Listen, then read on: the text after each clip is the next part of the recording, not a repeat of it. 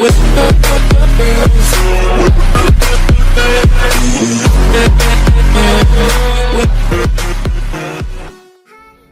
guys, welcome to the Weekend Predator. I'm Gowtham and thanks for tuning into the video. Please do subscribe if you haven't and hit the bell icon to get notified.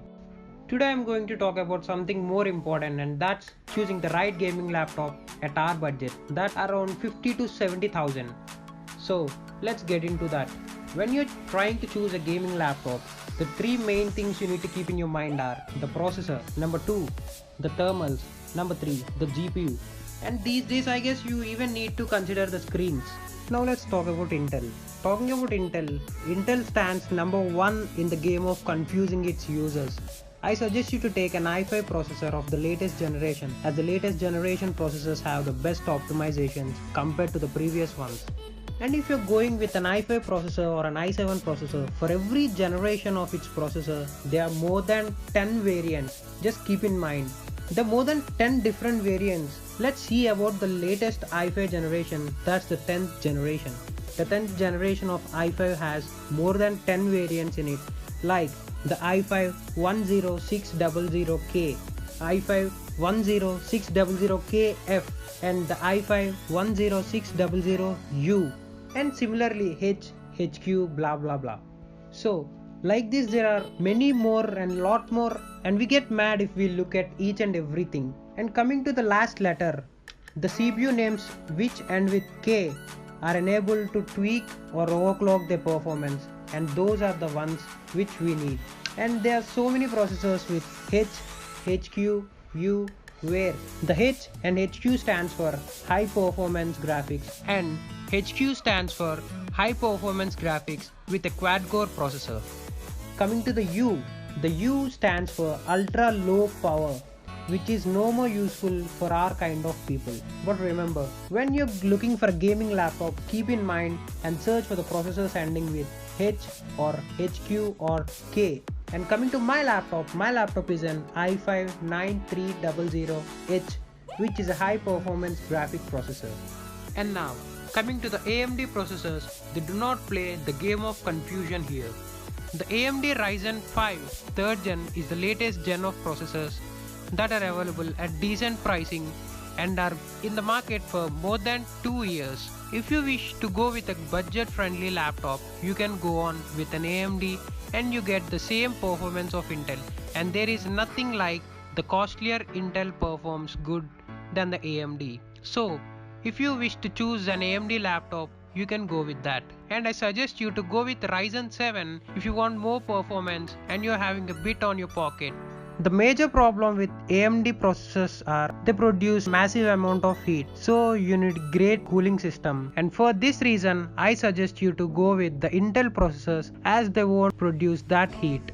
And most probably an i5 processor is more enough for budget gamers, and we can get the best performance out of it when it's combined with a good graphic processor and thermals. And even if you can invest a bit more in your laptop, you can just go with the i7 variants, as you'll get a better performance. And that's all about the processor. And now let's talk something that's more important, and that's the thermal dispersion of the laptop. So the basic thing that a gaming laptop needed is thermals. No matter how powerful processor or GPU you have, for a gaming machine, the basic thing is the thermal dispersion. Make sure that the laptop you're gonna take is having 2 dedicated fans for the GPU and CPU, and that on the either sides, as they can easily throw all the heat from the laptop. Also check for the heat dispersion system on the internet before you take a laptop, and see that the heat pipes of both the processors do not interfere with each other, as the rise in one's temperature automatically affects the other's performance, and the more the heat, the lesser the performance, as there will be a sensor in the motherboard, and that doesn't allow to the max performance of the specific unit, and hence it results in frame drops and lag. And I suggest you not to go blindly with the configuration and with the specifications on the paper. So Just check for the good thermal dispersion system and you can go with that. And now let's talk about the component that makes a laptop a gaming laptop, and that's the GPU. There are two kinds of GPUs. They are the integrated and the dedicated ones. I suggest you not to look towards the integrated as they can't handle gaming or heavy graphic interfaces. So let's talk about the dedicated ones. There are two brands in the segment.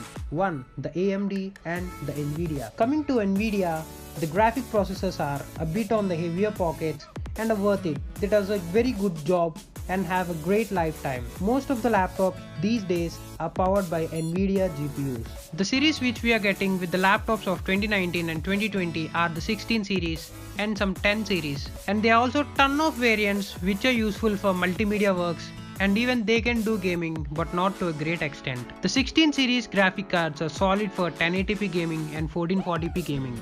Now let's talk about the 16 series which we are getting these days with most of the laptop. The 16 series has 1650 and 1660 cards, again which were divided to 3 to 4 variants. The 1650 Ti, the 1650 Max Q, the 1650 Super, where the Ti variant performs better than the normal one, and the Max Q which is specially designed for lighter laptops. And now coming to RAM, it must be at least 8 gigs.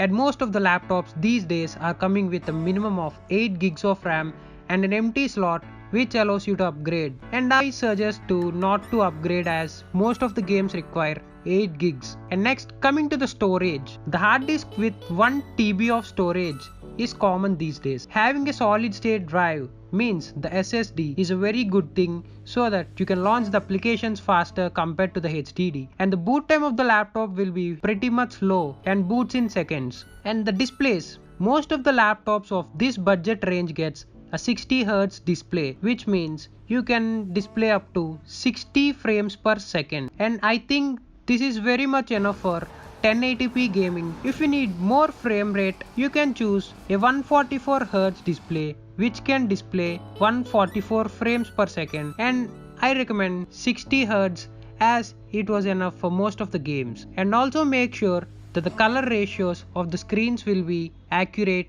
if you're going to be a content creator. That's all for today's video. Thanks for tuning into the video. Subscribe if you haven't. Bye bye.